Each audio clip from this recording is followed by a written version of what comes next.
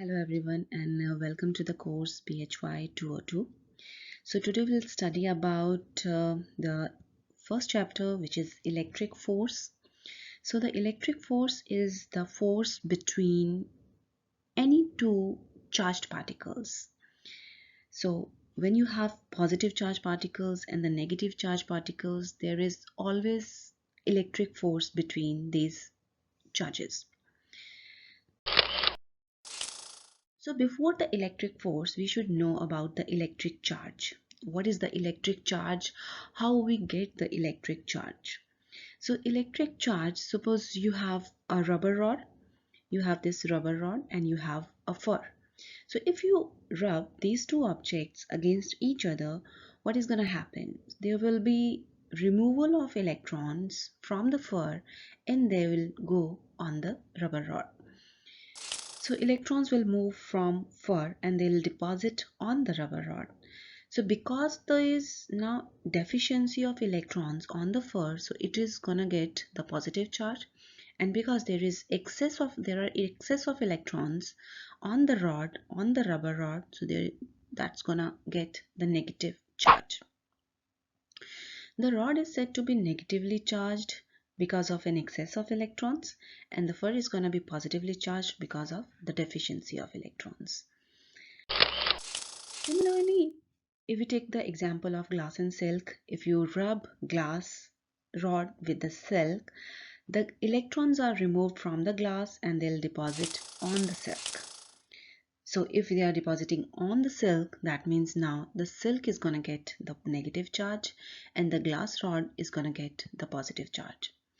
It all depends on the object to object, which object is going to get electrons and which is going to get the positive charge. So suppose you have the rubber rod, you have the fur, we have a glass rod, and we have some silk cloth.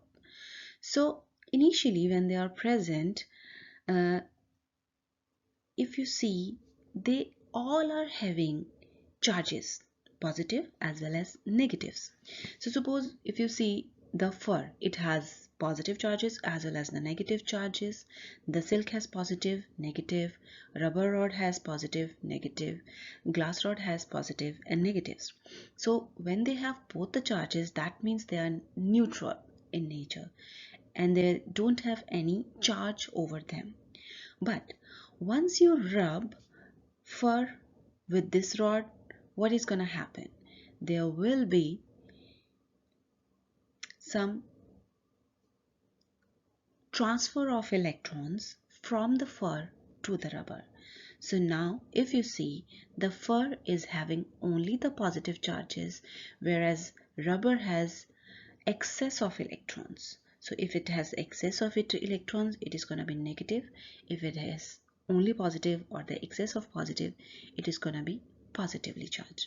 The same with silk and glass. So now silk will be negatively charged and the glass will be positive charged. So the first law of electrostatics says that all the like charges, they repel each other, unlike charges attract. So if you have positive and negative, that means they are unlike charges and they are gonna attract each other. But if you have negative negative or positive positive, they will always repel each other. On the other hand side, if you have a negative and a positive, means the unlike charges, they will always have force of attraction between them. The main law of charge is the conservation of charge law. So the conservation of charge says that the total charge always remains conserved. Whether some charge is transferred from one object to the another, or so one is gaining negative, the other one is gaining positive. But if we see as a whole, the charge of the whole setup, that is always gonna be conserved. So we cannot create the charge, we cannot destroy the charge, but the total charge of the process, of the universe, of the whole whatever the process we are doing is always going to be conserved. So Q is equals to plus minus N E. So Q is your total charge. Small e is the charge on one single electron, and N is our number 1, 2, 3, 4, and so on. So there is a repulsive force between electrons and protons, between the electrons or between protons, because they are the like charges. Positive positive, they will repel each other. Negative negative, they will also repel each other. But there is an attractive force between the electrons and protons.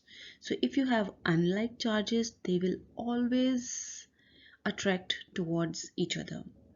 But it depends how much force they are gonna put. So electrostatics, which is the study of electric charges. So suppose you have 1 coulomb charge here and 1 coulomb charge here. So before this, let me just introduce. So coulomb is basically the unit with which we measure the charge. Okay, so coulomb is the unit to measure the charge. Similarly, or like the same way as you measure mass in kilograms, okay, length in meters, centimeters, the same way we measure charge with the coulombs. So suppose you have 1 coulomb charge here and you have 1 coulomb charge here. Now the force between these two 1 coulomb charges is suppose F. Now if you double the charge by 2 times on one side and on the other hand side you still have 1 coulomb of charge, now the force will increase by 2 times. Okay, now if you increase the charge by 2 coulombs on one side and by 2 coulombs on the other hand sides, your total force will becomes 4 times. And similarly, if we have 3 coulombs on one side and 4 coulombs on the other hand side, our total force will be 12 times as it was initially. So, and it also depends on this radius, the distance between the charges. So from this whole discussion, we got one thing, that the electrostatic force, the electric force, depends on the product of two charges, Q1 and Q2. So force is inversely proportional to the square of the distance, and it is directly proportional to the product of charges. So these are the two things that we know by for. This we know from our gravitational law and this we know from electrostatics. So now if we combine these two forces, because it is proportional to the charges Q1 and Q2 and it is inversely proportional to the square of the distance R. So when you will combine these two, we'll get the Coulomb's law, which is the main law of electrostatics and the electric force. So Coulomb's law states that the electric force between any two charged particles Q1 and Q2 is directly proportional to the product of the two charges, and it is inversely proportional to the square of the distance between these two charges. When you'll take out the proportionality, there will be this proportionality constant, which is K, and this K has a value. This constant K is equals to 8.9875 times 10 to the power 9 Newton meter square per coulomb square. So electric force is F equals to K times Q1 Q2 divided by R square, where your K is this constant. So your charge is, suppose this Q1, this is your Q2, and if they both are separated by the distance R, then your force between these two charges is this. Okay, so the force we take in newtons. The unit for the force, electric force, is newtons. Q1 is charge on one object, which we measure with the units coulombs. Q2 is the charge on the other object, which we measure again in coulombs. And R is the distance between the charges, which will be in meters. If we compare it with the gravitational force, which was your F equals to G, which was gravitational constant, m1 m2 divided by r square, and the G, the gravitational constant, was this. So if you see this constant, this is 6.67 10 raised to power negative 11, whereas your this Coulomb's constant K is this 10 raised to power 9. So if you see this, this is a very strong force, whereas the gravitational force is very weak in nature because of these two constants. Electrical induction. So electrical induction means, suppose a rod which is negatively charged, if it comes near to another object which had positive and negative charges both. So if you see what happened, the moment this negative rod came close to this object, this stand, all the negative charges, they pushed downwards, whereas your positive charges, they are at the same position. So this process is known as electric induction. So because of this negatively charged rod, it pushed all the negative charges on the other hand side. Now, suppose if we get the positive rod nearby, now what's going to happen? So if you see the difference with this positive rod, it's not pushing the positive charges down, but it's getting the negative charges close to this rod. Why is this? Because the electrons, they are free in the atoms, they can move easily, whereas the positive charges, the protons, they are inside the nucleus, they cannot move that easy. Okay, so it's more of the electrons that move inside or outside. So this process is known as electrical induction. And if you give a path to the electrons, they can even go from the object towards a wire, towards your body, towards anywhere, if you give the path. So now, electrical conduction. So what is the difference between electrical induction and electrical conduction? So in electrical induction, there is no direct contact between the objects, but in electrical conduction, there is a direct contact between the objects. Now, if in electrical conduction, if you see, if you bring the positive rod nearby, all the electrons, they can directly go inside the rod. So that is the electrical conduction. And so that was electrical induction and electrical conduction. So we'll study about the Coulomb's law now. So the force of attraction or repulsion between the point charges is directly proportional to the product of two charges and inversely proportional to the square of distance between them. So suppose if you have these two like charges, these are two like charges, there will be the force of repulsion between them. And if you have two unlike charges, this green one and this pink one, so there will be the force of attraction between them. Now make sure when we talk about these electric forces, be clear and concise about these arrows. So these arrows are giving you the direction of electric forces on the charges. Okay, so whenever you are writing the electric force, okay, you don't need to write on the plus force and the negative force, because these arrows, they are just giving you the direction of the force, and the formula is q1 q2 divided by r square. So calculating the electric force, the proportionality constant for the Coulomb's law depends on the choice of units of charge. So this is what we saw, and your K is this.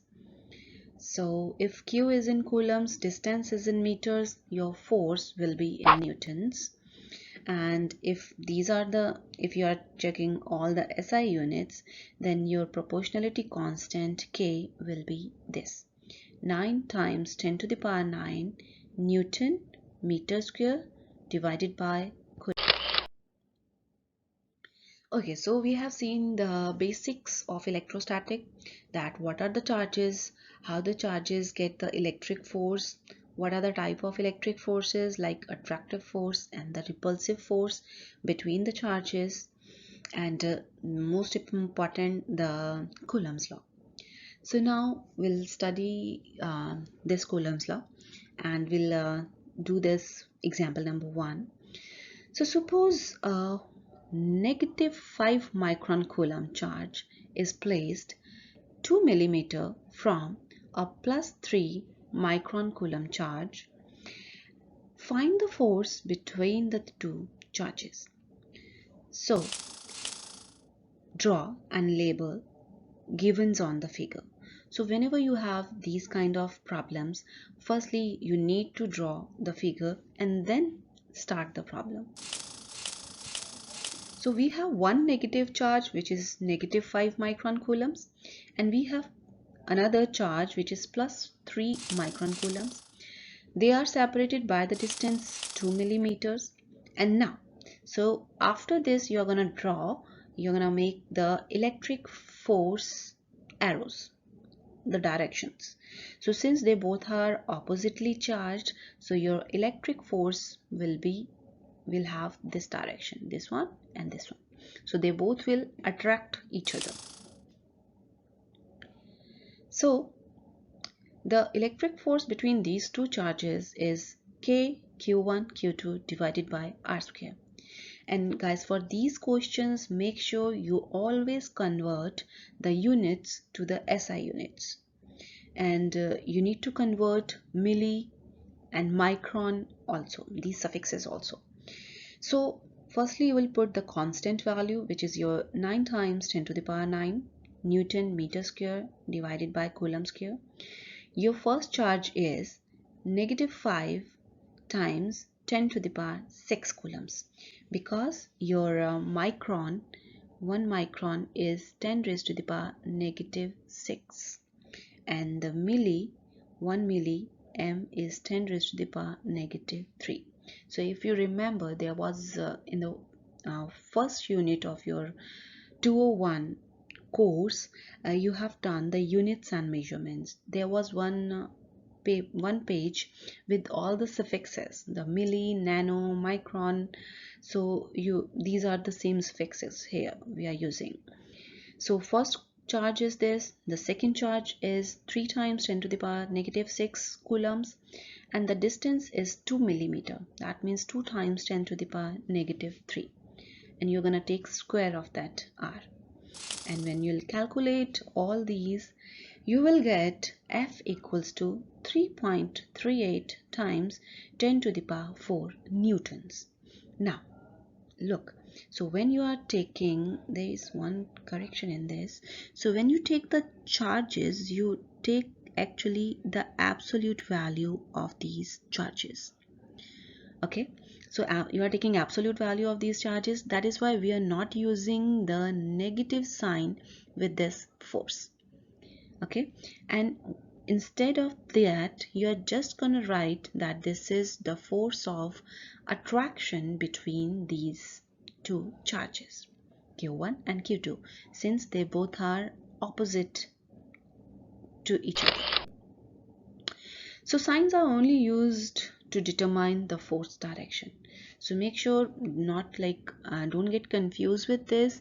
Whenever you are using this formula, make sure you take absolute value of the charges.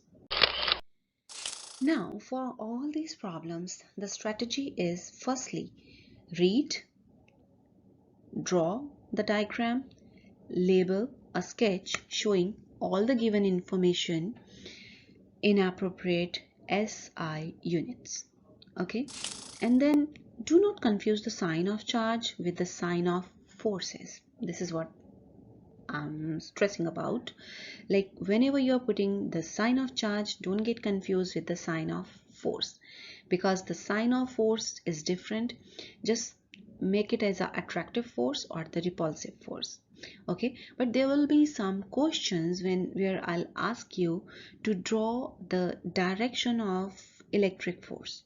Okay, so suppose if you have like a positive charge, and your question is draw the direction of the forces.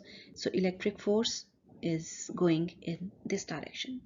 Now suppose if I have a positive here, I have a negative here, and I ask you draw the direction of electric force. So now the direction of the electric force will go like this, because there is a force of attraction between them.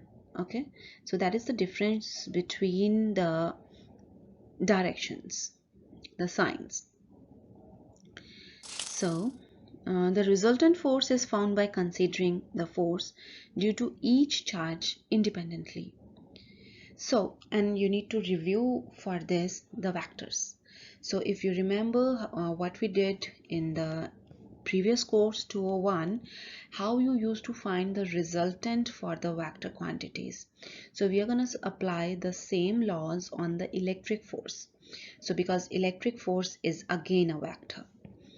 So for forces in equilibrium, always the summation of forces on x-axis is 0 and the summation of forces on y-axis is also 0.